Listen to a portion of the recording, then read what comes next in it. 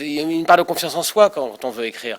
Donc vite, j'en ai écrit une deuxième fournée, quoi. Et puis la première fournée s'est montée ici.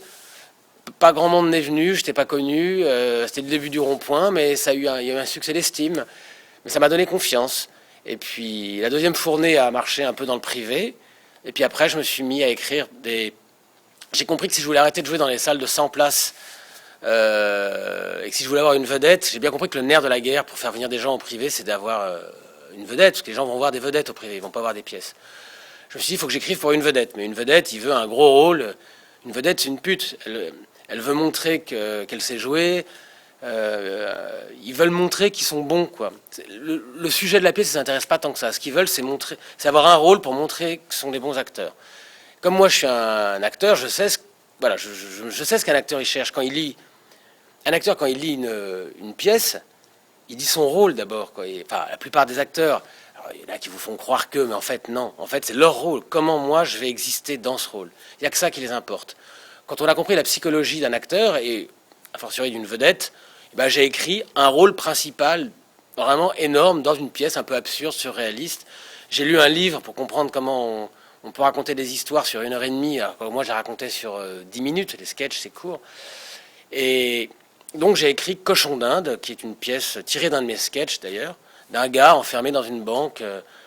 Une banque a été rachetée par une banque indienne et on lui demande des comptes et on l'enferme dans cette banque parce qu'il a changé de caste, il a enfreint la loi d'une banque mais qui ne se situe pas en France, qui est en Inde. Donc c'est une chose un peu kafkaïenne comme ça, comique. Et c'est Patrick Chenet qui l'a joué et ça a très bien marché. Et puis là, comme ça a marché une fois, je me suis dit, allez, refais-en une vite.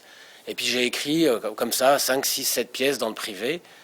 Les vedettes ne sont pas très originales.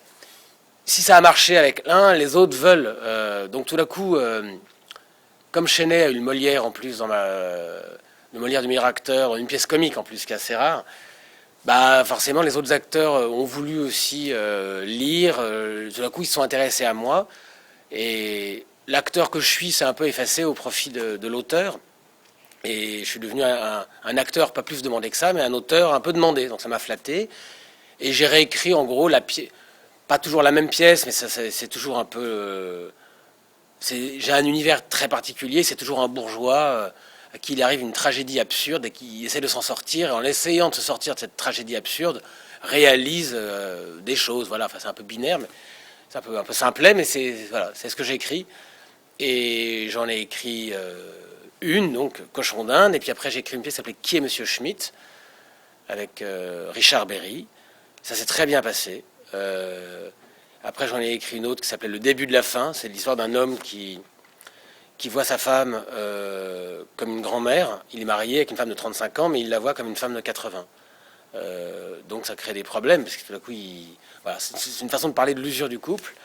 J'en ai écrit une autre après pour Arditi, qui s'appelait Comme s'il en pleuvait, l'histoire d'un couple de gauche qui tout d'un coup trouve un billet de 100 euros dans son salon, puis 500 euros le lendemain, et puis 10 000, et puis 100 000, et de l'argent arrive d'une façon complètement invraisemblable. Enfin, et tout d'un coup, ils vont se retrouver en contradiction avec leur discours de gauche. Voilà, ça m'intéresse toujours de voir un bourgeois, enfin, ou pas d'ailleurs, enfin, qui tout d'un coup revient sur... Enfin, tout d'un coup ne pense plus de la même façon parce qu'il lui arrive quelque chose. Ça, c'est très simple, babette, hein, ce que je raconte. Mais les pièces sont pas forcément très intelligentes non plus.